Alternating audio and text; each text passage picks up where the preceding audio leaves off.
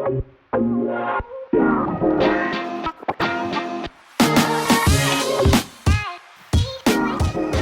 had a couple of those little things when you were waking up recently. That was fantastic. It was like totally spontaneous, and just closed my eyes. I'm awake. I'm not like I'm half in between. It was just I just closed my eyes. Then all of a sudden, bang! It's like with the fire. It was full on, like a full fire, and I could feel the warmth and everything. It was like I thought, hang on a minute, I opened my eyes again. I closed my eyes, it's still there. I'm thinking, wow. I'm not trying to do it. It was almost like it was immediate. Yeah. That was really funky. Yeah, I've had that sort of thing before where you just suddenly flip into something and then out again. So it only lasted a few seconds, did it? No, it was sort of continuous. And then eventually it then just sort of faded out. Mm. But it's only cool because I thought, because sometimes to do it, you have to try and call it back. Yeah. You know what I mean? You've lost it when you've woken up sometimes you can just sort of like relax again and fade back in, can't you? Yeah. But this was just, I close my eyes, I'm there. I open my eyes, I'm back here. I close my eyes, I'm there. Cool. But it wasn't, I had not done any practice. I'd not tried to do anything. It was just there. Mm. And I was trying to wonder, I mean, I know something you said about, because I wasn't sleeping too well, maybe that had some kind of effect. But sometimes when you get that broken sleep, you do. I wasn't tired, that was the thing. You know, it wasn't like I was... But that's probably part of it, though, isn't it? Because you got that partially awakeness to it as well. But because it is the early hours, you are, whether you feel tired or not, you are a little bit, and then you just kind of drift into it. But it was just a way I could even feel the warmth of the fire. As soon as I closed my eyes, I could feel the warmth. Like I was close to, like I built a bonfire, and there it was, and I could feel the heat off of it immediately. Opened my eyes, didn't have that. Closed my eyes, I'm back there again, and the fire is there. That's and the heat. Pretty crazy, isn't it? Yeah, because it wasn't like there was any other type of stuff going on. It was just that, just a very simple thing. Yeah. And I thought, wow, that was like... That's a bit like DMT then, isn't it? When you can go in, open your eyes, you're back here, and shut your eyes and you're back there. Yeah, straight to that, type of frame of mind. I was wow. Mm. Interesting. And I'd like to have that all the time. That would be great to have that ability all the time. Yeah. It just seems to happen when the circumstances are right, doesn't it? It doesn't sort of like... Yeah. That sort of thing, anyway, doesn't happen just on demand, does it? No. But, I mean, obviously, if you can do that, if your mind can do that, then it's obviously possible. Yeah. Yeah. So why? What? How did that happen? Yeah, what is that correct alignment? Yeah, I was trying to, work out what... And I've been... There's been occasions lately where I've taken ginkgo biloba along with the old hedgehog fungus. What am I about? Lion's mane, yeah. Yeah. So I was for a little while taking that. So maybe that had something to do with it. That probably helps, yeah. It's all, what they called neuro bloody sort of things, aren't they? Yeah. So maybe it was that, coupled with the fact that maybe lack of sleep. Yeah. So that my brain was needing the sleep. Yeah. That reverie to happen. It's quite possible. Yeah. Yeah, I've had some of that where I've been having really bad sleep, and then just in those early hours of the morning, something will happen. I had this brief episode the other day. It wasn't a full-on lucid dream or anything like that, but I was struggling to sleep, and I got up and just went to use the toilet, and weirdly there was just like a police car going down our road. It actually was. It wasn't in a dream. It was like going down our road with a big searchlight on. So I don't know if they were looking for some little tow rag in the area or something like that. I don't know. But anyway, I went back to bed after that, and then I was still struggling to sleep, or it felt like I was struggling to sleep. And then at a later point, I was just there in the same spot in the sort of dressing area, looking out the front window, and there was a load of people out there, and they were all sort of looking up at my house like something was going on at my house. And I was lucid in that brief moment, and it was kind of like, what are they all doing, just staring up at the house? And I don't know what that was, but it was just like one of those, not a full-on episode of a dream. It was just that sort of brief moment like that. It's weird. You wonder where things like that come from, don't you? It's like they're totally random. You just think, why? Why was I thinking that in that way? Yeah. What brought that up? I don't know. I had I don't know if I've seen you since. I had like I was having that dilemma about business and all of that sort of stuff, and thinking about all these things and looking for answers. And the other week, and I was kind of like, doing my head in. I'm gonna go and consult with the spirit, if you like. Yeah. I thought I hadn't done any DMT for a long time, and I thought I'll just go and see what happens. I'll have a little consultation with spirit. So anyway, I loaded up the old vape, and I put I didn't measure it. I just packed it full of some of this changa, and it was obviously a lot. Oh dear. It was obviously a lot. Whoops. Yeah, and it was kind of like I took sort of 3 big totes straight after the other. I didn't sort of hang around on it, and I ended up sort of just blasting through all those layers, those initial layers, without giving them much time to sort of, appear, all the patterning and all of that. And then suddenly I'm just on the other side, and I'm in a space which is like, it's beyond, you've been there, beyond that fractal level where it's kind of like, there's still some patterning there and energy, sort of like movement and stuff, but it's more clear. Yeah. It's more of an opening. And I was there, and it was weird because it was sort of like the question I had, give me, I wanted some sort of answer. It was kind of like, any answer from me sort of thing. It was just like, this is just another reality. Yeah. So it's sort of like, why would you expect to get an answer by, I don't know, going and visiting a park and having a wander around? You don't get an answer from that. It was just like, this is another environment. That was it. This is another environment. Yeah, it's really interesting, and it's kind of like, awe-inspiring and all of that, but just another environment. Yeah. What it did come back with, though, when I came out of it was, it doesn't really matter what you do. Your question, it's kind of like, it doesn't really matter. None of it really matters. Nothing that much really matters here. All the things we get clogged up and caught up about, like we were talking before we, flipped the cameras on, but about politics and all of that type of stuff that goes on. It's all just a big theatre show, isn't it?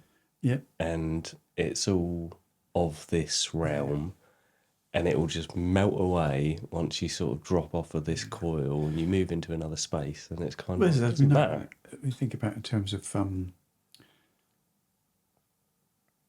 wherever you go, there you are. That was exactly the saying that came up. Exactly the saying that came up afterwards. So it doesn't matter if I go to Tibet. I actually wrote it in my phone when I wrote up a little write-up on that specific experience. The top title for it was, "Wherever you go, there you are." If I go to Tibet because I'm looking for some kind of spiritual thing, right, Yeah. okay, who's going there? I'm taking myself Yeah. there, aren't I? Yeah. What I'm looking for is some catalyst. That catalyst could be anywhere. That catalyst could be the next person I meet or the next dog I meet. Yeah. I can meet your little doggy out there, and I'm there. Yeah. When I'm cuddling your little dog, Yeah. I'm there. I'm happy. The endorphins are flowing. I'm there. Yeah. I don't need to go to Tibet to find that. Do you know what I mean? No. It's whatever is the catalyst, but it's you can be in a heaven or you can be in a hell right now. And it's only where you're placing your mind, isn't it? Yeah. Do you know what I mean? Those are those thoughts that bring you down. They're those thoughts that bring you up. Mm-hmm. But it's still you. And you can be anywhere on the planet. You can go chasing it wherever you want, but still, Or off the it's planet. in here. Yeah.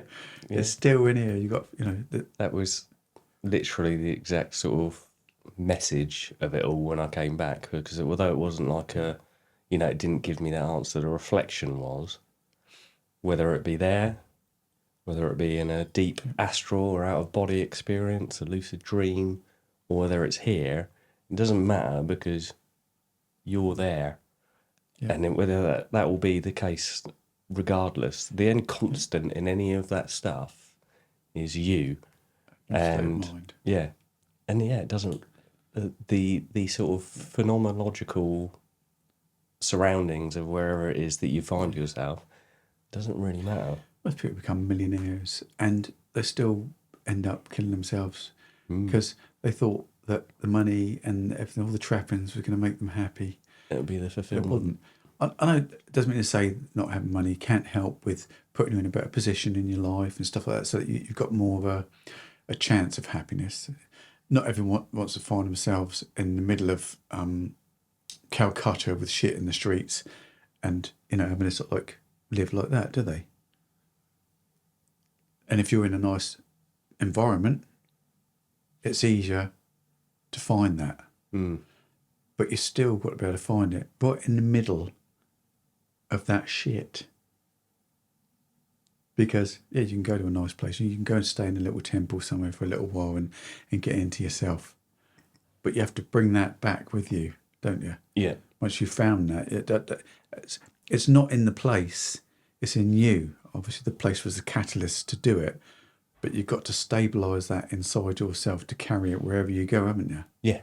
Yeah. That's absolutely. as simple as that. So for me, it's always been the same. You've got to become just that observer. Mm. Just that peaceful state of mind. That deep that what we're talking about. Find that deep, deep space where really nothing matters. It still matters. I don't mean to say you go to a point where you're just like nothing matters, but it doesn't matter to you. It doesn't affect you on that emotional level. You're still able to live throughout the world, do good things or whatever, but nothing's going to affect you in a negative way because you're stabilising your consciousness always in that space. Yeah. Yeah. But you forget it. You do, because you get dragged, don't you, into the day-to-day. Well, you got to build the neurology, I think, for it in the first place. Obviously, this machine thing, in order to experience it, it's always there in that consciousness. Because if it wasn't, you wouldn't be able to experience it anyway. So it's an aspect of your consciousness. Yeah. But you've not stabilised it in that physical body, have you? So I think what you have to do is you've got to download that into this. And the way to do that is to constantly keep your mind, wherever energy goes, wherever thought flows, energy goes, doesn't it? So if you keep your mind on that all the time and stabilising that state of consciousness in your meditation, and then trying to bring that into your everyday moments, I think that's what's more necessary than everything else. More than chasing money, more than chasing cars and women, and everything. It's just that. Because if you're in that, then you're happy. It's where peace is, isn't it? Yeah, you don't feel like it's not. I don't need it. I've got food in my belly, I've got a roof over my head and clothes on my back. What else do I need? Really? It's nice to have all those trappings and that, but they don't own you. Yeah. That's what I think is important. That you're not owned by that. Being aware of just being aware. Yeah. Just being, when you do that and you remove all the stuff, all the sort of chaotic thought cloud that's in front of you all the time, begging for your attention, when you move into just that space or remove yourself from that space, so you step back from it and you're just aware of the fact that you are aware, and that's the constant that's throughout, the constant thread that runs throughout all of it, isn't it? Yeah. Is the fact that there is awareness there, and when you put your awareness on being aware, then that stuff is all just the projection, isn't it? It's the cinema light going onto the movie screen. If you can sit just in that space, then that's where your peace is, really, isn't it? Yeah. It's just remembering that. That is the clear light, I suppose they're talking about. And that's the element of, not the element of consciousness, it is consciousness that we all share. Everyone has just that, don't they? That blank screen, at least, that element of it is the part that everyone shares, and onto it we project our personality, our likes, dislikes, and everything else that goes along with it, with all that sort of that thought field. Not just the universe shares it. Yeah. It's all consciousness, everything. They're even finding that now, that everything is conscious. Not obviously the extent, or they haven't got the awareness maybe of a human being, but it's still conscious. everything has to operate on those laws, and it's conscious of its surroundings. And but it's like an atom of hydrogen along with an atom of oxygen making water. You know what I mean? There's a some sort of intelligence that brings it all together in order to formalise it into a certain. Well, it obviously is, because how did we get here then? Yeah. Exactly. If all them little tiny atoms didn't bother come together in some kind of uniform fashion to produce the awareness and consciousness of a human being, it must have already been inherent in the very stuff that we're made up of. The thing I find, when I contemplate and stuff like that, and I come back to that that the reminder that I got doesn't really matter. It's all sort of something that's immaterial anyway in the end, and everything. It's fine, no matter what you choose to do. So if you get that, then it's sort of like, what is the point in it all coming together in the way that it has? It's the fact that we live in a field of consciousness, don't we? Yeah. Everything is conscious. We live in a field of consciousness, and we're just consciousness experiencing itself. In ever greater complexity, and always moving towards that. I think that is the point of life. It's that expansion of consciousness. It's what we search for. Even human beings always search for an expansion of their awareness and consciousness, don't they? It's like it seems inherent in humans. Seems like they're always looking for something, looking for meaning. Yeah. So it's always that. I think it's about that. We're trying to work out what our place is in the universe, isn't it? Maybe the universe itself is trying to work out what its place is in whatever it is. It's the AI that's become conscious in the machine. We are part of the universe. Yeah. Microcosm of the macrocosm. It is doing it because we're doing it, because we are part of the universe. Yeah. So the universe is doing it. Yeah. That's what it's been doing, isn't it? All this time, in creating a conscious human being. Yeah. That's what it's been doing all this time. Yeah. It is doing it. Yeah. The point of consciousness, what is the point of it? Because ultimately, we all return to it, all return to source as we end up going back to wherever it is we came from when the physical vehicle's diminished, and perhaps even the next body we move into is diminished as well. And we move just back into that space. Then what was the point in it all? What is the point in the 8 billion lives? You're going back into the consciousness field, aren't you? It's constantly cycling and changing and moving, and you know what I mean. It all goes back into that field. Yeah, we know that energy doesn't die. It carries on. Just because it's not in this physical body, don't mean to say that. I don't know, sending out radio waves across the universe. Do they dissipate? No, they just keep going, don't they? Yeah. And I think it's the same with anything else. It's just, it is a consciousness field. Yeah. That's out there, I think, in everything. And just, we're just adding to that all the time. It's growing in awareness itself. Yeah.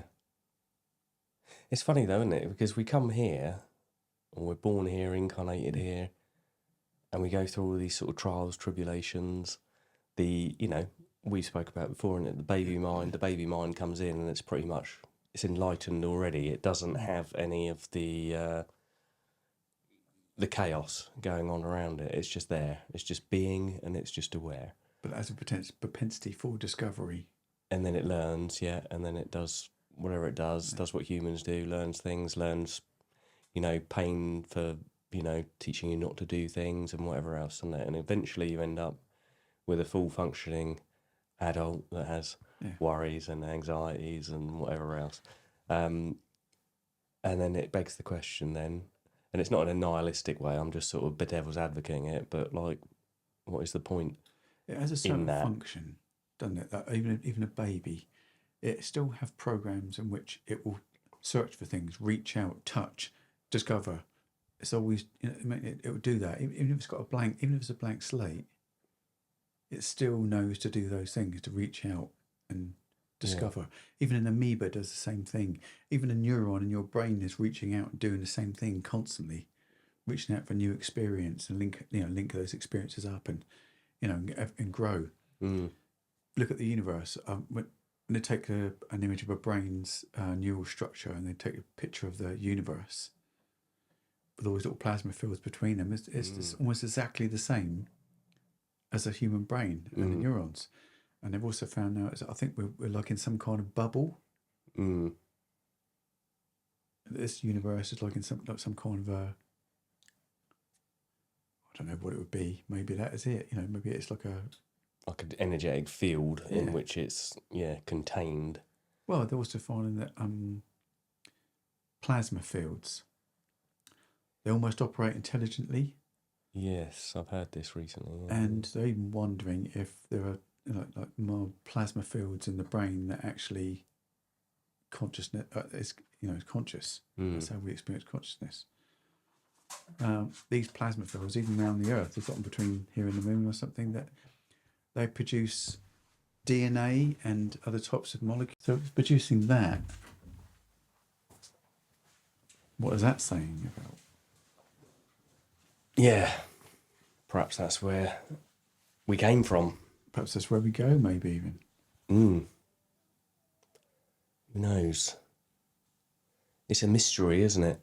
But it's a mystery to this mind here, the conscious mind that thinks in this state. But when we are in those states that are beyond all of that, and you're resting in that space, it makes sense.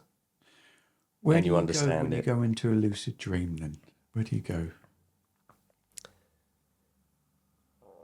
All I can say is inward, but where that Are you is... experiencing it with a physical body? No, of course not. Although it might be sort of like it's a representation of it, yeah. You are living in another reality, aren't you? Yeah. For sure, there's no doubt about that. And and you could say to anybody, well, okay, I can't take it out and show you I had a dream, but we all know, because you've had a dream, you experienced a dream, I've experienced a dream, we know people dream. Yeah. And we know that I can see, I can hear, I can touch, all those things in a dream. So how am I able to do that? So it's always consciousness does that. You're living in another reality. So you're living almost on a mental realm, aren't you? But you're always living on a mental realm, even in the physical body, without all that, aren't you? Because all those electrical neuroactivity is going on all the time anyway. So what we are is a bunch of electromagnetic energy. That's what thoughts are. But we are not the thought field, though, are we? We're something that experiences the thought field. Or something that produces a thought field. Yeah. Ultimately, when I say we are not, that which is our personality kind of is, but that which is our being is kind of behind that, isn't it? You had that sort of sense of the awareness is... It's the football field on which the players are playing. Yeah. The awareness is the constant that runs through perhaps all the lives you've ever had, if there's numerous ones. That's the constant.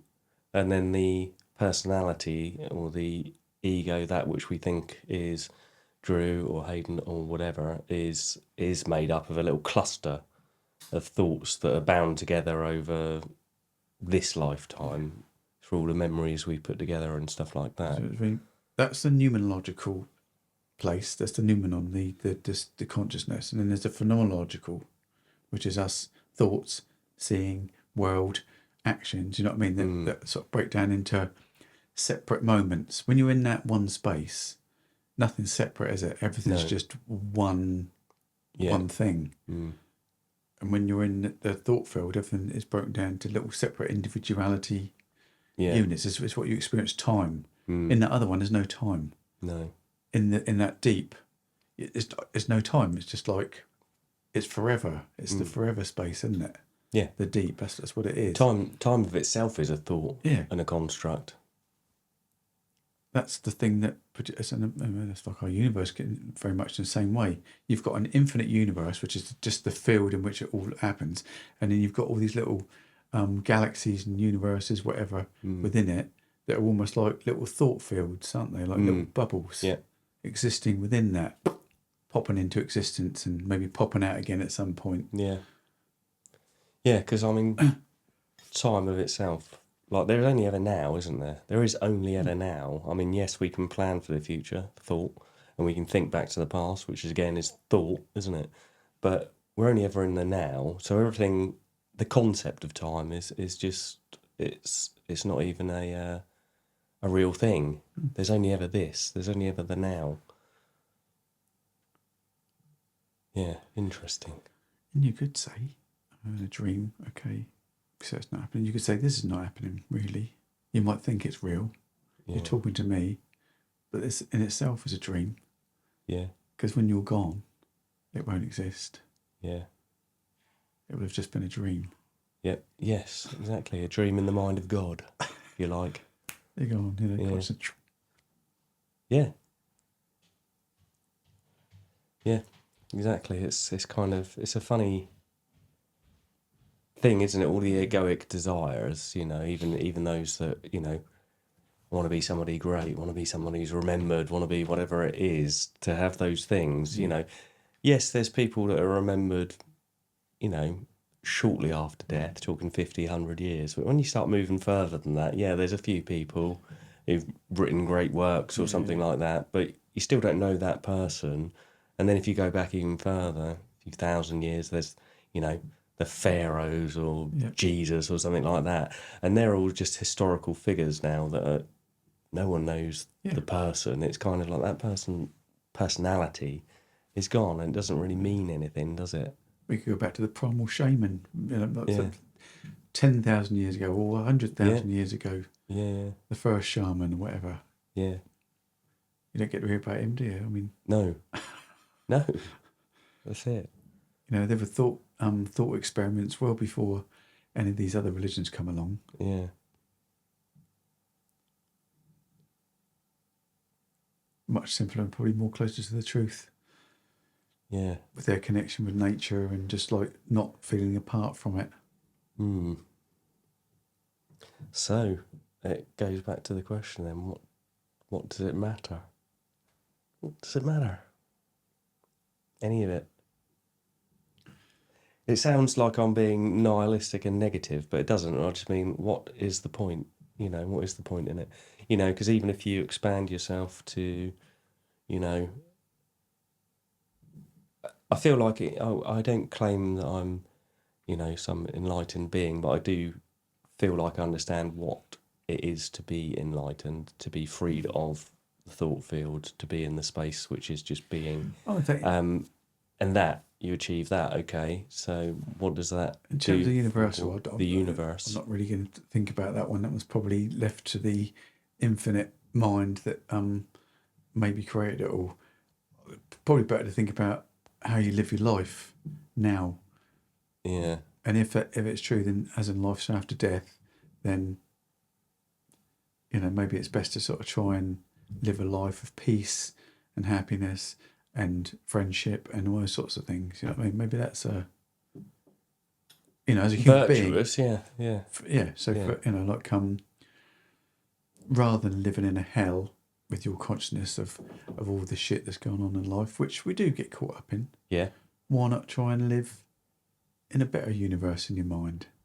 Yeah. Where looking at all the things that are positive, being grateful for those. Yeah. And living, so you live in a grateful state of being. Of mind. Do you know what I mean? For your own sake, even if it's not for anybody else. Never mind about it. Oh, I'm doing it for the world. No. Do those things that make you feel happy and at peace. And when you're happy and at peace, and if that radiates out to other people, then you've actually lifted consciousness. Yeah. So I mean, I think that's it's more important to think about those things than it is trying to think about the infinite understanding of the universe. Yeah. Which we can never grasp, really. Let's be honest. But you can touch on the face of it. Like when you touch the deep and you know at your deepest root what that is, that infinite awareness that's totally at peace and nothing really matters at that point. It's like the ground of being, literally. It's like the lake with no ripples on it. Mm-hmm. And when you're in it, you can see right to the bottom. Yeah. Isn't it? Yeah. And then all of a sudden you might get like a little wave of thoughts that sort of come out and disturb all that. And immediately you can't see again because can't see the reflection of the moon anymore. Yeah. And it's like that, I think. It's like, but when you're in that, then nothing really matters, and that's to be. If you could get that, that would be to be in the world but not of it. Yeah. Do you know what I mean? Because you're stabilised in that, but you're living your life. Mm. You know what I mean? It's like I just think that's the more important thing to think about. Otherwise, you could get into a circular thing of like, what's it all about? What's it all about? And then, although that's part of the discovery and makes you want to know, that's good, but don't ever necessarily expect an answer because you're never going to grow. No. If you think that that's it and that's the end of it all, oh, what's next? That's kind of a human thing, isn't it? The what's next. There's always the what's next. Yeah. Oh, I think it's enough just to find your deep inner peace and your deep inner connection to everything, that you can in the universe. Realising your connection to every single atom of this universe, that you are no different from any other part of it. You are just part of that consciousness field that actually spreads right out into the whole universe. You are part of that. But it must be very hard to live in that and live totally in what's the word I'm looking for? Living in infinite mind as an individual. Yeah. And living an individual life, I don't think is necessarily fully compatible, is it? I don't think. No. You know No, what I mean? they are. Yeah, I mean, the closest you can get, as we've spoke about before, if you're living in the monastery, fine, you can live in that space all the time. But it's when you come back down into the village and back into the people, that's when the real tests is as to whether you've you can retain that state. You're still going to get hungry. You're still going to get cold. You're still going to stub your toe and go, ouch. Yeah. Do you know what I mean? You're still going to experience all them things. Yeah. Pain and suffering and everything else. It's how you deal with it when that does happen. And it's been able to just try and be beyond the pain, mental or physical. Yeah. That even though, there's pain. Recognise pain, yeah. I think some people, like some of the Aboriginals, they can get in the back of a car sometimes, can't they? And they can be operated on and then get up and walk away. Yeah. It takes some... doing, where do you take yourself? How do you... I guess maybe with people like that, that's what they've had to do because they haven't got the... Because you've had to be in that suffering and overcome it. Yeah. You don't do it without suffering, do you? It's like, it's all well and good just being in a monastery, if you've never experienced the world. And hateful people, or people with knives and guns and the degradation that goes on. If you're not seeing that and you're away from it, then you're like protected from it, aren't you? Mm. You're captured in this little bubble. Yeah. But it's not until you go out in it and just really experience it that you really can find out if you are of the world but not of it, if you know what I mean. Yeah.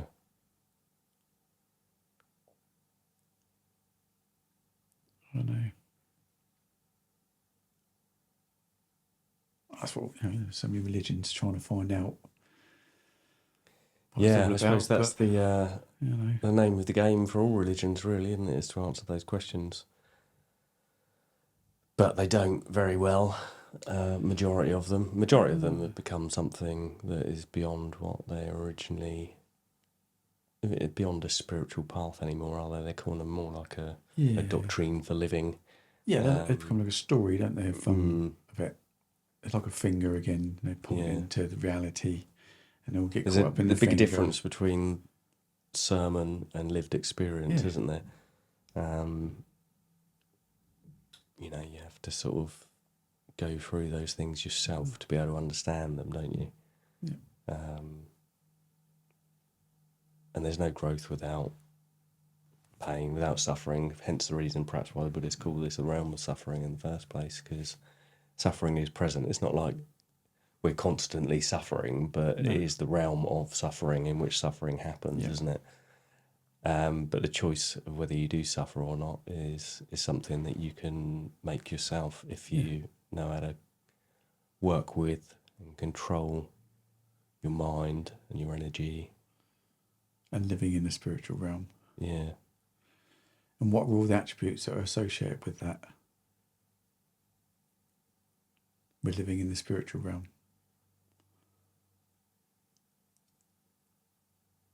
Pass. I say, when they talk about right action, right speech, all those things, they're almost like the attributes, aren't they? Yeah. Of that, peaceful.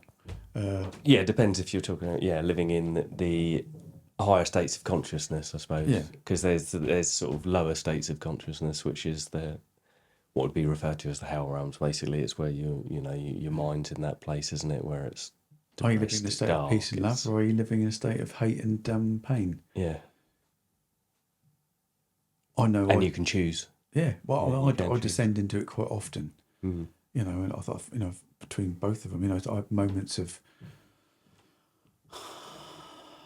bliss and like I'm free of it all, and I'm touched it, and I think I found it. And then you have moments of like utter, oh my God, and you can't get out of it, and everything's really getting to you, and you're so trapped and you live in a hell. Mm. Literally, you're sort of like the clamour, not forgiving yourself for various things, because you're the only person who can forgive yourself. There's not some God up there forgiving. He's not up there making everything happen for you either. You can ask for guidance, but you've still got to do the action, haven't you? Yeah. They're transient states, both of them, aren't Yeah. they? Your heavens and your hells are transient states. States that sometimes you're in one and sometimes you're in the other. And I suppose it's lengthening or broadening the amount of time that you're in the higher states of consciousness, isn't it? For a more... Yeah. That's why I think we're in a state of purgatory. Where we are is the place for purging. Yeah. That's what we're in. This is the place to purge yourself of all that, to drop the dross of the human condition, and try and rise like cream to the top of milk. Mm. To try and lift yourself out of it. Yeah. And maintain. I mean, how many times in a day do we descend into unconsciousness? Really, Regularly, really, don't we? Unless you're doing some form of practice to try and recognise that all the time, then you regularly being aware in the moment. But in order to be in the moment, you have to keep reminding yourself of being in the moment, don't you? You've got to keep on doing it. Yeah. That's where the awareness is. But we lose it, or we get caught up in something, or we get caught up in somebody's just snapped at us, and we snap back, or you know what I mean? Because we respond from lower parts of our brain. You know what I mean? The thing that's feeling attacked suddenly responds. And then afterwards, then we think about it with a higher think. Oh, well, okay, maybe I was a bit out of order. Blah blah blah. Afterwards, but it's only by watching our actions, isn't it? And trying to look for the truth in the situation, taking a breather and waiting before you respond, rather than reactively responding. Yeah. That we ever grow. But it's like it's not easy, is it? No. We've got so many programs in there, even from childhood, down to things of people that you fell out with when you were a kid, that you see somebody, you think, oh, I don't like them. But then maybe later you realise that, oh, they reminded me of someone I knew when I was a kid. Yeah. And it was funny. It's almost like that program is affecting how you were responding to that person again. Yeah. Silly little things like that.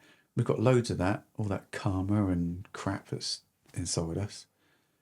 And it's trying to dig it out, or recognising it, or being aware enough to... Takes constant work, doesn't it? You don't realise how much, what's the word I'm looking for? Cognitive energy it takes to do that. I can see why they talk about eating properly, drinking properly, getting the right amount of sleep and the right amount of meditation. Yeah, I think they're necessary. Yeah, because if you're not well and you that sort of stuff, then your physiology, you're gonna feel. Imagine being in a lot of pain now and trying to just get above it. You can't, can you? You're feeling really ill, and it's like, oh, it's very hard to get above it. Yeah.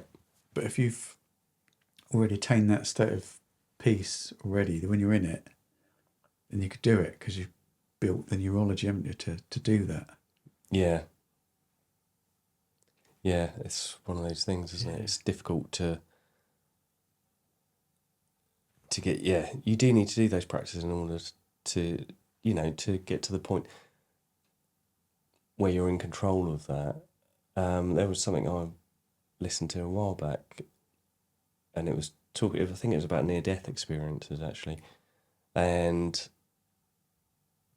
there was a guy there who had one, and he was kind of quite an aware sort of guy, so it wasn't just your average person having one. He kind of had some sort of practice background, and it was getting towards that point where he was ill and potentially going to die, and he wanted to be aware through that state and be less medicated whilst going through the death process.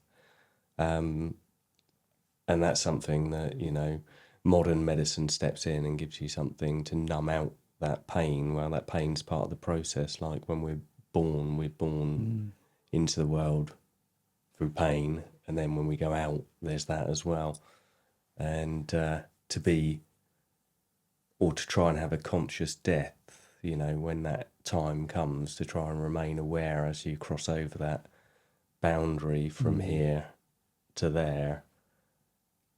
You don't really want to be sort of drugged out of your eyeballs if you can help it. I mean, if it's going to happen, you're going to see it. Then if you're monged out, your mind's not going to be lucid at all, is it? It's not just not. You're going to be gone. Yeah. You've got to practice lucidity throughout your life. It's not just about having lucid dreams. It's about trying to be lucid. Lucid living. Yeah. That's what I think it is. Yeah. I think that is the thing, to be lucid, fully aware, to be a fully conscious being. Yes. Yeah, I totally agree. Yeah. That's the fully awakened one, the one who is awake all of the time. Yeah. You'll have experienced it yourself when you're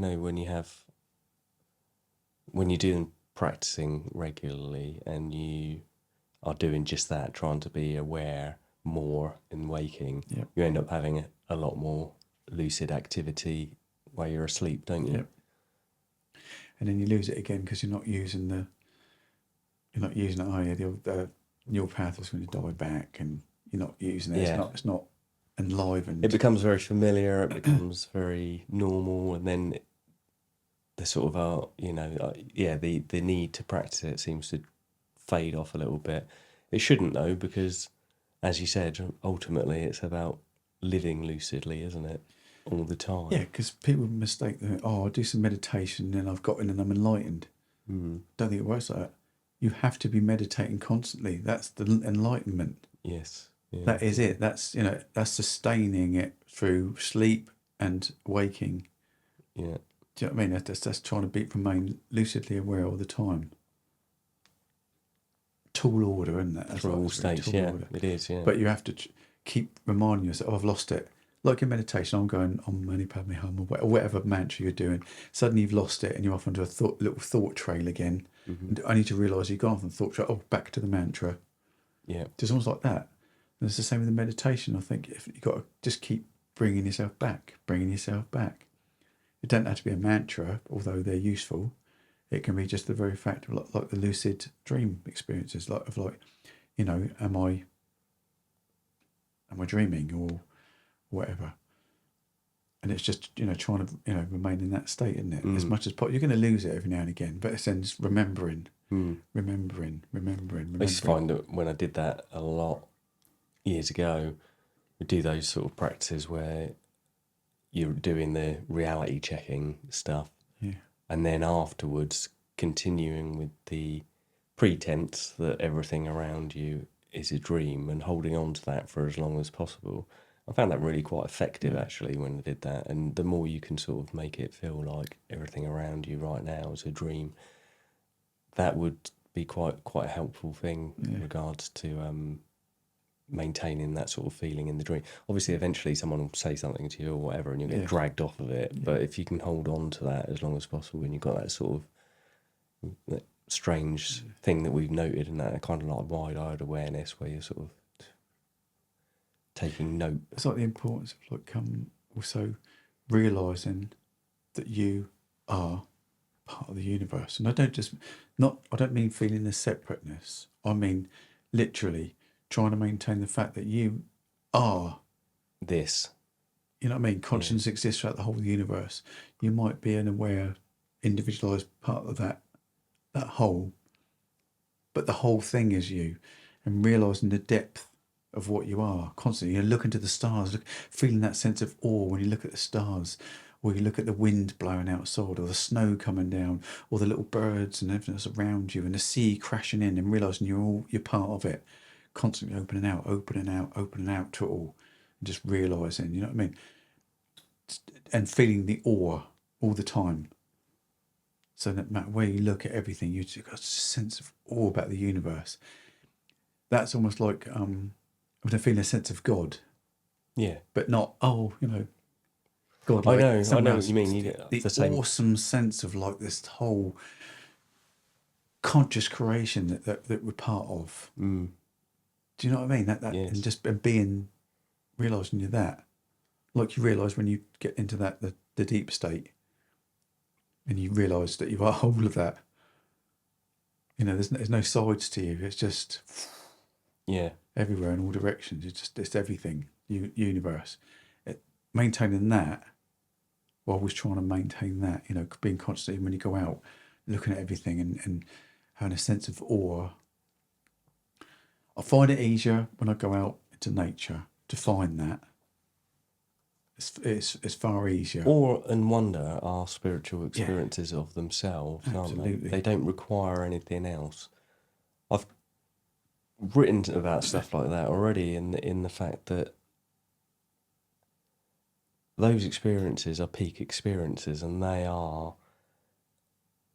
don't have to teach you anything. Like we've got this thing, you know, where you constantly feel like spiritual stuff should teach you something. You should learn something from it and all of that. You should ask questions, you should get your answers. It doesn't need that. Sometimes that just brings you right into the moment when you're just there in awe, a sense of awe and wonder. And that's a spiritual experience of itself where you're just like... I'm going to use that term you just used, peak experience. Yeah. Where do some of the most brilliant spiritual temples reside? Usually on peaks of mountains. Yeah. Stuff like that. Yeah. Why would you build such a thing up on a place like that, so high? How do you feel when you get up that height and you're looking out into that expanse? Awestruck, yeah. You're having a peak experience almost, aren't you? You are, yeah. It's like, you know, why do they... it's like, you've ever seen a little meditating... it's a Taoist picture. So you've got the water wheel at the bottom, then you've got the... and at the top you've got the peaks. Yeah. And right at the top of the peak, you have almost like Shu Lao, sort of right at the top, he's sat in the high peaks of the mountains. Yeah.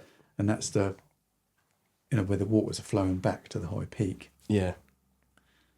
Why would you put it there?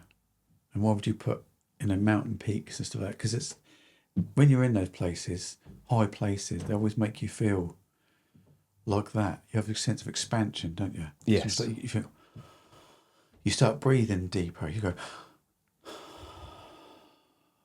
Yeah. It's almost like you have a release. Yeah. And they're almost they're a brilliant catalyst for that. Mm. High places always do that. Mm. So I think, you know, it's like places with open sky and all of that, isn't it?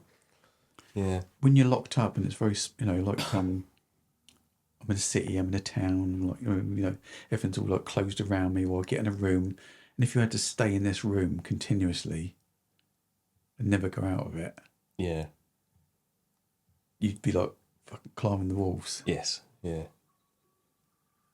Yeah. You know, because we need that. We need that outside, natural connection to the... and expansiveness. As soon as you get out and you do it, you feel like... well, that's why people go on holidays and they it's go... a connection to something larger, isn't it? Yeah, you're escaping from the box. Mm. You know, all this like repressed feeling of like, you know, this clamour of everything around you. And then something out there, it's like, it's just space. Yeah. You can breathe. And move, and it's funny, all your pains seem to go when you're in a place like that. When you get a sense of awe, it's like, oh, I don't feel painful anymore. Yeah. Just feel really, really good. They drive you into the moment, don't they? Yeah. Senses of awe and wonder. Special. It's like, that's why it's good to seek out those places. That's why people go off to these places and they go there to be by the sea with the crashing of the waves and it's all open. You know, and that sense of just being in the ebb and the flow of nature and the wide sky before them and the great, you know, it just makes you just draw it into yourself. Yeah. just let go. You let go in places like that. It's so much easier. It's still in you. Yeah. It's not the place that is the consciousness that's in you, but it does act as a catalyst to do it. Yes. Same as people use iconography, don't they? You know, they might use the Buddha or something like that and see a picture of the Buddha with a serene face. And it's like it's a way of accessing it, of reminding you. It's trying to take that feeling and bring it back into the world with you, isn't it? You know, it could be a stone. You know, you might have a stone that you picked up on the beach when you were feeling that day, and you pick up the stone, and every time you're holding on the stone, it reminds you if you had been on the beach again. Yeah. When you were at peace and you spent maybe a day there or something meditating, and you got really into yourself, and you found a stone that reminded you of it, and then you bring it home with you, and then every time you just hold the stone, it's almost like a little talismanic image to remind you of it, isn't it? Yeah. Yeah. It's not, the power's not in the stone. It's just to bring you back to a state, isn't it? Yeah. Yeah. Yeah. Yeah, I used to do that with my little stick I had with a little crystal in the end that I used to use as a dream wand. Yeah. And it didn't have any, obviously it hasn't got any power as such, as just an implement here. But it used to, it's just a bit of fun back then, but it used to do something in there. I'd go and find it when I was in a lucid dream or whatever, and then it would have like an actual power in there. So it does do have things. power. So then, so exactly, it would then actually have some form of power. That's what you've imbued it with, and it's also in the making of it, the very act of making it, consciously sitting down and making it, and the feeling you're imbuing that with. A real magic wand. It is a real magic, but it's not to somebody else. They just pick it up as a stick. Yeah. But to you, it is a real magic wand. As soon as you touch that, yeah. Do you know what I mean? It's like... Yeah, it's funny, like that sort of magic-y side of things, I've let go, I suppose, out of the practice over the years. Like that, used to do that sort of thing, and it used to have a sort of more magical feel to it. Yeah. And I've kind of, I don't know why, but I guess, I don't know what it is. Why I would have let... I guess not realising that you could do all that stuff without those tools and implements, then you kind of sort of like feel like, I don't know. You don't need it anymore, You don't need it. It's sort of a little bit of a play thing. But at the same time, when it did do that, it felt magical. I know what you're saying. Well, I mean, I've lost that. It's become sort of like every day. Yeah. Do you know what I mean? And I suppose from the point of view of everybody else, on an everyday sense, they find that stuff a little bit hard to understand. Yeah. Yeah. Do you know what I mean? It seems a little bit quirky and a little bit out. Yes. You know, we've got modern day stuff. If we start talking about quantum physics and all that sort of stuff, if I start talking about the runic Ginunga gap, you know what I mean, from which that, fire and ice came together and it was a big, and that was creation and all that sort of stuff. Then people go, oh, what's that? What that mean? It sounds a bit like weird. Yeah. But it's only an analogy to the way things are created, but it doesn't, it's not. Yeah. What's the word I'm looking for? In the same way, quantum physics says the same thing nowadays, and it's more acceptable. Yeah, it's more sciencey. Yeah, than something that's got a sort of folklore history or something like that. Yeah, but in it loses something in that. Yes, yeah. There's a certain loses magic. Yeah, a certain magic and a certain feel to those types of things. See, we all got it. I mean, before we were like fairy tales and you like stories of magics of wizards and witches and all of that. It's fun, but it's kind of got that childhood magic to it as well, isn't it? And there's nothing wrong with that though. No, you don't want to lose your. When I say lose your child, yes, you've got an inner child, you've got an inner adult. Do you know what I mean? The child likes to play and discover, and the adult is very fixed in what he thinks, and he's very methodical and what sort of stuff. Yeah. You need both things, don't you? Yeah. You need to be like Shulau. well, Lao Tzu means old child or something, or an old boy. Mm. So he's got wisdom of the ages, but he's like a little child, like in his way of looking at life and how wonderful it is, and he's joyful of it, Yeah. and likes to play and dance and sing. Yeah. I mean, I feel like I used to have, like, when I would play around with stuff like that years and years ago, I felt like the content of those experiences was more magical based, if you like, Yeah. than they are now. It's not to say they're not, that funky things don't happen, and stuff that's otherworldly Yes. and all of that. But there was just, I don't know, certain sort of I know what you mean. It's very hard to put them yeah, into words, isn't it? But I yeah, know what you're saying.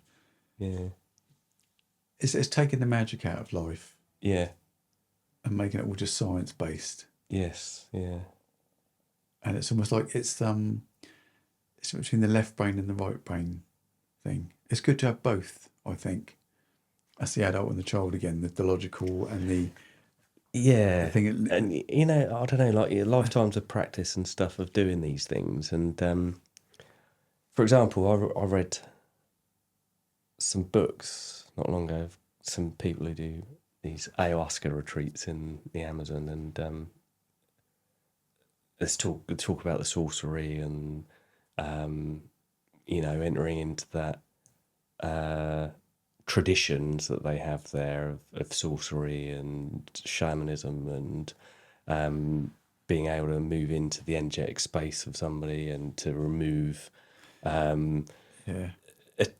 demonic attachments and all of that type of stuff. And there's something about me, I sort of like the story element to it. Yeah. And then there's this little bit of me that goes, come on, and I don't like that I feel like that, but Oh, I I know do. what you I've mean. kind of got a little bit of like, is it jaded, the word? I suppose Yes. jaded is Yeah. probably the word, where I kind of think, yeah, there is that stuff, but is it the projection of those that are doing it because of the tradition? But then does that make it less real, or does it just mean that I'm being skeptical of the tradition? Because in the tradition, say you have a number of shamans and they're all doing, for example, these ayahuasca things on a bi-daily basis or something, a few times a week continuously. They live in two worlds, Yeah. really, and in those spaces, they believe that they interact with spirit, and will go in there and they can do healings, and they believe in curses and energy attachments and all of this sort of stuff. And there's a part of me that really likes that and wants to sort of be on board with it. And there's another part of me that goes, yeah, but you're just kind of maybe projecting those things into it. And I don't know which I think we one do is right. project it in you, but I think it's like having to have a tradition. So if everyone shares that, Yeah, which they do in those places. and I'm the healer, and you trust me, I'm the shaman, I'm Yes. the healer, Yeah. then it's much more likely to work, isn't it? Yes. Because the magic's in you, Yeah. but it's your trust in the hypnotherapist, or it's the trust in the shaman. Yeah.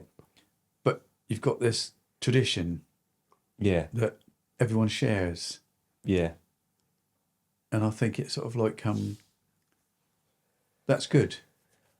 I want to It's- go it's- and do that at some point. I want to go down there and have one of those experiences. I will do at some point. But I want to do that with an open mind. So I do want to go down there and just tell myself to shut up regards to any of the things that would sort of make me think it was... Because I think you'd kind of lose part of the experience if you go in with a sort of preconception of the fact that yeah. it's almost like... Maybe that's even a form of... I don't see it in myself. I'm just thinking now, is that a form of sort of Western arrogance in that thinking, oh, well, I know better than that already? And, I'm sure I'm sure, even though I've not done it, I'm sure ayahuasca has a way of slapping you around the face with that sort of stuff, because I know mushrooms do, for example, when you think you know what's what. And they'll soon tell you if they think you're being too smart. So, Yep. you know, yeah. Would you ever go down there and do that?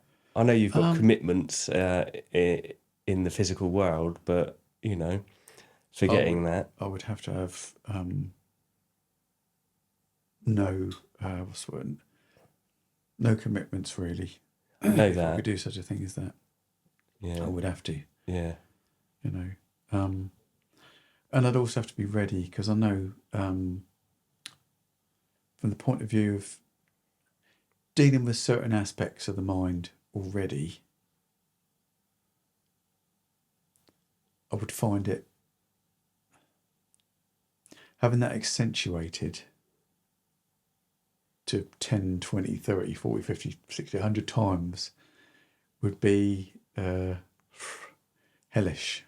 Yeah, oh yeah, no, they You know, quite often say, well, there's no coming here without suffering. No, I know. I know that. They're things you've got to deal with, but I could explain it. I would feel like I needed to deal with some of those things with a clear mind. Yeah. Initially, or have the tools available to really battle it. Do you know what I mean? Yes. And when it comes up, you've you know, I need my shield and I need my sword and I need the, you know what I mean? If I'm going to be sort of like, what's going to be my shield, and when it comes to that, what's going to be my sword? You know, Yeah. what's my defense and what's my means of attack? It's funny because, like, when, for example, when I did that DMT not long ago, and I was just blasted through to the other side, it was sort of like saying, well, you know, this is where you're really going, and anything in between that, any of the sort of milder states of that, is just a stepping stone to that. It's kind of like a midway path, move into that reality. And then it was like, but you're not, you know, there's nothing to teach you other than this.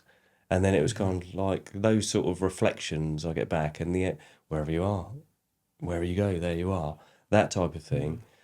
Also then makes me think on that as to, would you just be doing that just for the phenomenological aspect of it?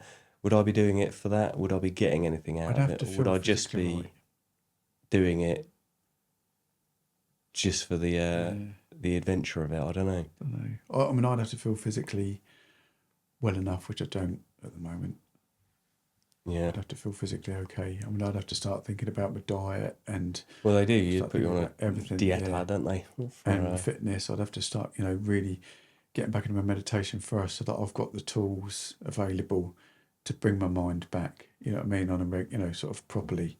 Yeah, but I guess that's the idea of doing it in those traditions, isn't it? Because a lot of people would go there a lot less tooled up, if you like, than I don't know. I think it's like even in those traditions, from what I've read, right from young, they're looking for who is particularly ready for that before they choose one. Yeah.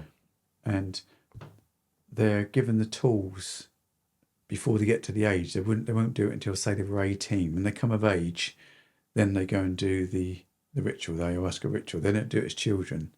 They'll be taught. Some of them do, I think. They do it early teens. Yeah, but what they've done, they're taught that from an early age. They're brought up, you know, Jaguar woman means this, Jaguar man means that, blah, blah, blah, blah. You know, all the different parts of the tradition. They know the stories. They've been that's the stories they talk about around the fire. Yeah. You know, along with the adults, they're talking about all those things. So their tradition is already built. It's already in place. Yeah. They just say, you know, they might say, call upon Jaguar woman. You know, call upon, she would help you now. You know what I mean? And they would call on Jaguar woman or whatever to help them. You know what I mean? For their strength, you know, take in the spirit of the Jaguar. Yeah, well, that's the benefit, I suppose, of being part of a tradition, isn't it? Yeah, I mean that's the tools. I mean, you as I say, you've been into the magic-y doodly thing. it's only a construct of the mind, obviously, but it's like you're already working with the tools that you need if anything goes wrong. Mm. It's like when you're at the pentacle, suddenly you go, bam, come to you that time. Do you know what I mean? Although you might not have been working with it, you probably, on some level you were. I don't know, you might have, why that particular symbol came up for you at that particular point in time. I don't know. Obviously, it must have meant a symbol of protection for you at the time, because that thing went bam and got rid of it, didn't it? Yeah. So I think it was a negative feeling, and you called it up and bam, it's gone. So yes, that has power for you. Yeah. For some reason, I don't know. I don't know. I've never used it since or anything like that. But I mean, at that time, that was just, practicing some of that gazing that we did. There was some sort of negative stuff going on, sort of swirling around, and then it just sort of came up and it literally dispersed everything. Yeah. So and that was a vision. So you go from that point of view. From nowhere. You could say, well, it's just a pentacle. It's just a put star, but it had the power to do that. Yeah. For some reason in your consciousness. At that time, yeah. But it did do that. So obviously something deep down inside you knew to use that. Yeah, I don't know. I suppose maybe at the time I was reading all quite into reading the grimoires and those types of things that would have that sort of symbolism in it. But I didn't specifically have it as a sort of like, some sort of power symbol or anything like that for me. Did. Yeah. Because it threw it up and it worked. Yeah. So, I mean, they are useful for that. It's the more you work within a tradition, the more likely you can sort of like. Yeah. That's why they're there.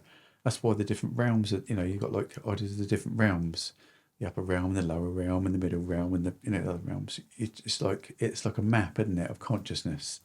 Yeah, there's something to be said for sort of living magically and using those things, isn't there? There is something to be said for that. The map is not the territory. Yeah. A map is just a map.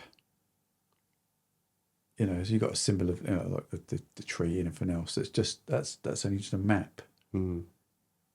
And we could call it something else. You could unconscious, conscious, and superconscious of Jung. Mm. Or you can call it the lower world, the middle world, and the upper world. Mm. Or you can call it hell and heaven and earthly experience. It's just yeah.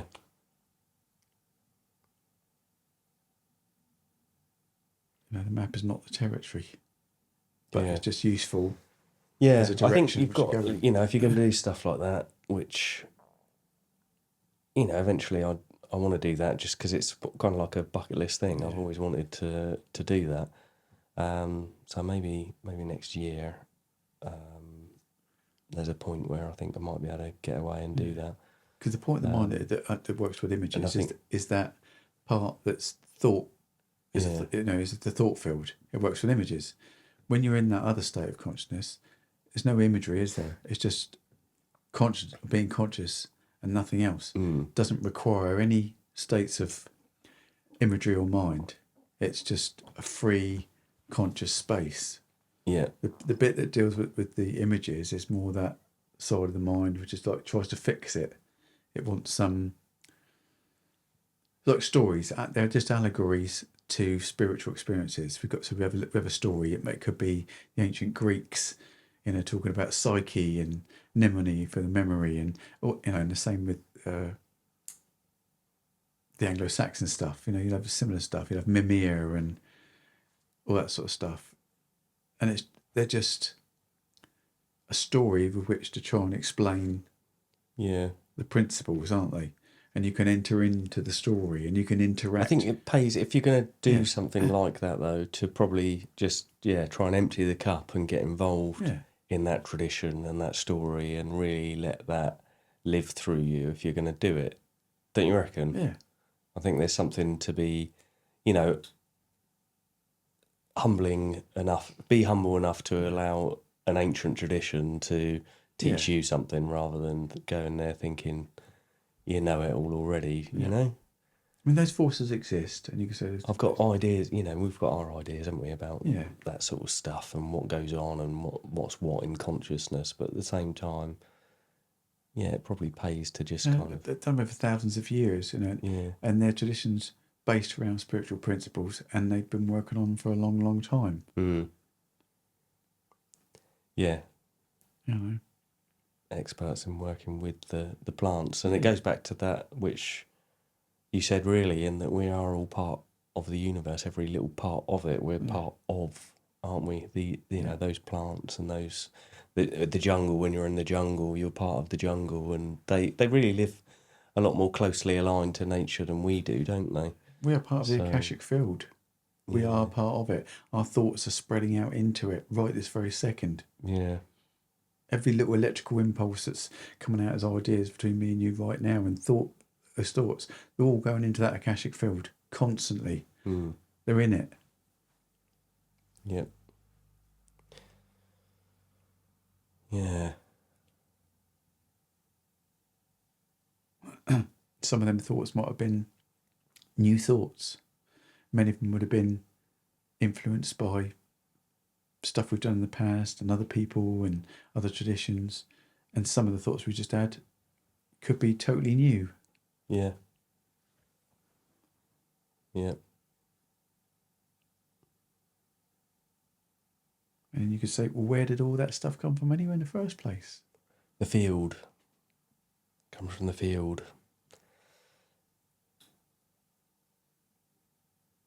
You know, how did that energy manifest into an image in my mind, like in a dream? How does it produce it? What is it made Well, of? that's the thing, isn't it? Yeah, like group mind, you know, when you're just talking and stuff like that, then there's an interaction between that non-physical energy, isn't there? Yep.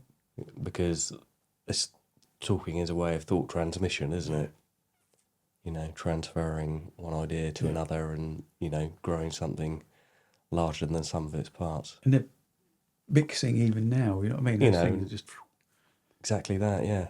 And, you know, you don't know what you do with this. We're just sort of having a chat, but, you know, I might turn it around, put it online, and then those thoughts will enter somebody else's mind. So it's... don't own it, do we? None of us own it. Do you know what I mean? It's just like... I think it's just good food, soul food. Yes. Do you know what I mean? That's what it is, isn't it? It's soul food. It's like... if it stimulates a person to think... just to think outside the box... I never didn't think of it in that way. Yeah. It could be just one little thing we said. Yeah. It'd be all this, we've just blown all that stuff out, but just one little thing, if somebody watched it, might think, I never thought about it in that way. Yeah. And suddenly, like a little seed, just drops into their unconscious and stimulates them to maybe think outside the box. Yeah. Exactly that, yeah. Yes. You know, because I get that sometimes. Somebody will say something, they don't know what they've said. They don't realise that what they've said is just... It's sparked a thought in you, yeah. And they probably didn't even understand what they'd said. They just said something in the circle of the conversation, and you think, "Oh my God," because it was just something that pressed a button in you that made you think of something else. They didn't even realise how profound what they said was. They just said what they said. Yeah. Could have even been repeated from somebody else, but they just said what they said. But it was a catalyst for you to open your mind. Yeah. And I also think that's how it works, I think. And getting out there and talking to other people, either on the street or even walking down a little country path, stopping and talking to somebody. And it's just sharing ideas. Everyone's got some wisdoms, haven't they? I had a great one. I went out to, what's it called? Clarendon Palace. And I'd gone on this long walk, and there's this guy, and he stood there by his part, Clarendon Palace. There's all these other people there, and his llamas in the field there. And I just happened to speak to him because I like talking to people when I go out. That's what I really enjoy. It's about going out on a coffee and going for a long walk and talking to people when I'm out. Mm-hmm. So we get on this conversation and walking back, and I get to find out he's a bunch of solicitors who work under him as well, but they work for the army. Right. And so we're just talking away. then he's telling me about how sort of like next year when he retires, he's going to become like a, what would you call it? Not a parson or something like that. Like he's going to go into the clergy anyway. Right. And he's done his dissertation, all that sort of stuff. So of course, like I do, I go off on one of my little things. You know what I mean? And we're talking, and he stops and says, wow, he said, I don't talk to many people like this. He said, it just like, you know, not people don't talk like this. He said, everything you said, he said, I've written in my dissertation. He said, it's almost like you've written my dissertation. He said, oh, you've read my dissertation. He said, that's really weird. He said, but you've said it in just everyday language without referring to like any other tradition. He goes, I've not heard anybody speak like that. I was just talking about nature and in the river and everything else and the connection with, you know, nature. He went, wow. He said, isn't that almost like pagan? I said, well, no. I said, like, I don't see myself as any different. I don't see that as physical and that as spiritual. I said, they're all just one long continuum. Mm. You know, what do you think that is made up of? That river's only made up of atoms. Those atoms are made up of, you know, quarks and pi-mesons and so on. And those things are just made up of strings of like vibrational energy. I said, it's just one thing, and we're all part of the one thing. He said, he said, because you've just made my day. He said at the same time, he said, because you've said everything I've done for my dissertation. He said, and I've got through. What I'm going to do next year. He said, I'm going to talk about you. He said, I'm going to talk about you when on one of my talks. He said, I'm going to talk about you. He said, do you mind? I went, no, it's all right. Well, there you go. It was just, I thought, but I was just going on a wobble like we do. Just you had an effect. Just what we do. Yeah. You know, and then I met this other woman called Maya, and she was saying, she said, I hope you don't mind. She's like, no names, nothing else. She says, but I always talk about you in this subject. He said, when I go and do my talks. She says, I always bring it up. You know, because she was there also on that day. When I had that, stuck my head on that stone. Yes. And I had the vision of that thing, and that happened several days later. Yeah. She was there because she was the one that I asked about where her ficus was in the sky. Yeah. On that day, and so she was around at Avebury when I did that, and I told her, and she always tells everybody about that whenever she goes and does her talks. Yeah, there you go. So it's really weird. You know what I mean? These things have an effect. Yeah. Don't they? Did you still? I said, yeah, still doing all that. I said, obviously I don't go out and go to Stonehenge and everything else that I used to, but I can't ever get away from that. How are you going to shut that off? Could you shut that off? How could you? No, you can't. It's just part of you, isn't it? So how could you shut that? You can't. Once you've opened that up, you can't put it back in the box, can you? No. Because it will niggle at you. Yeah. You can't anyway, because it's what you've been like from a kid. Yeah, it's what you are, isn't it? Always. You didn't particularly. None of your family. I don't believe your dad or your mum were into that or anything else. It was just naturally in you, wasn't it? Yeah. No, it's just one of those things you're born with, I suppose, isn't it? Didn't get it from school. I didn't get it from my parents. That curiosity, that sort of just wanting to know, and that sort of, I don't know, that connection to whatever it is that we come from. Were you born with that in you? I often wonder sometimes if people are like a little bit. Some people are more awake to that than others. Yeah, I'm not sure where that comes from, but maybe it is past lives or whatever. But I wouldn't. I'm not saying that everybody hasn't got it. I think everybody has got it within them. Yeah, it's just it needs some catalyst. Usually, it's a crisis. For most people, it's not when they're going through a crisis. Is when they have that dark night of the soul, and they have to find something bigger in order to get out of it. Mm. They have to get away from themselves in order to overcome it, don't they? Yeah, quite often, I mean? yeah. And I think it's that. Yeah. Because I know without that, there's many experiences I've had in my life. If I didn't have that, I know I wouldn't have come through it. Same, really. That sort of, that outlook, the sort of being able to delve into your own mind and be able to look at things from a different perspective, a different overview than Yep. other people would do who haven't got that sort of background in those practices. And with that, it does help you, doesn't it, in that respect? Definitely, I think so. Yeah. I mean, because a lot of people, there's certain things that you go through and people react differently to them, don't they? And a lot of people will go down into despair and whatever else and depression. Whilst if you do have some sort of control over your energy, which comes through practice, then you can get through most things, even though, things will still get to you. You're not some sort of robot, but you can at least deal with things in a different way. Yeah. You're not just out on the lake without a paddle, are you? I think, when new stuff is in its infancy, with the quantum manifestation and all that sort of stuff. Okay. Yeah. It's cool, but they will still use aspects of like imagery. They say, so now imagine the energy of the such and such is coming into your solar plexus, and they're only using ancient stuff again, modernized. Do you know what I mean?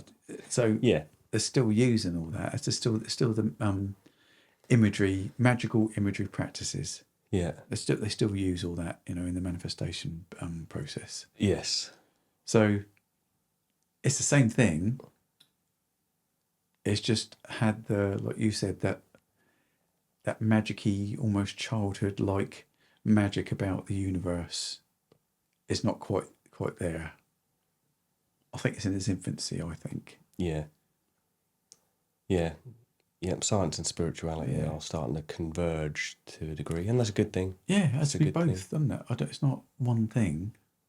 You It's- could be too right-brained and you could be too left-brained. Yeah. Too logical or too, I'm not going to say illogical, I'm going to say, what's the word? Try and find a word, because I don't want to call it, it's not illogical. It's not irrational either. It's sort of there's the logical and the creative side of the mind, isn't there? And it's working with both of those, or bringing the both of them together. I would look at it like this: it being instinctual, rational, and intuitional. Mm. So you've got your instinctive physical self, you've got your rational self. Ratio, what does that mean? It means to measure. Mm-hmm. And then you've got your intuitional. So it's almost like you're balancing between the All two. of those things, yeah. You're trying to balance the instinctual animal urges and the spiritual urges in the human being as being a rational human being. Rational human being means to keep a balance between the two, doesn't it? Mm. Between the bottom of the tree and the up of the tree. Mm-hmm. It's not just the roots, it's not just the branches. It's like consciousness is the whole thing. Yeah. And it circles back on itself. Yeah. It's like a great tree. I don't know if you've ever seen it. It's a really nice Celtic tree. And it's like, you've got a trunk and then you've got the branches and they're like weaving a Celtic pattern that goes up and over. Yeah. Comes back down and the roots do the same thing. Yeah. It's almost, that to me is almost like a symbol of what it is. Yeah. It's this constant, thing. And the shaman sits at the trunk of the tree. He sits in the middle and he balances between, like, he's the balance between heaven and hell or whatever. He's the one who sits there at the base of the tree. And usually you have like a serpent that goes up the tree or a dragon. Yeah. And it's like the energy, there's energy of the earth, and he sits there and he controls that. He stands there and he controls those energies that circulate through the tree. And that's it. That's the consciousness of the universe, almost like a great tree. Mm. And like, obviously, eventually, it goes into the leaves. It draws up all the nutrients. It goes up into the leaves, but then the leaves die off and they drop back down and they're used again, and it just constantly cycles. Yeah. Almost toroidal. Yeah, like a toroid. That's what I meant. That's what I was trying to get to. So, and you are like that, and the bit that's got to be the balance is where? In the heart, in the centre. With that, I think we'll draw a conclusion today because God, guest trying to doggy, get yeah. in. Oh. Right. God's trying to get in. Yes. God's backwards. The guest's trying to Yeah. get in. Okay. Yeah. So Cool. Yeah, That was cool. a good one. Yeah, I it was good. enjoyed that.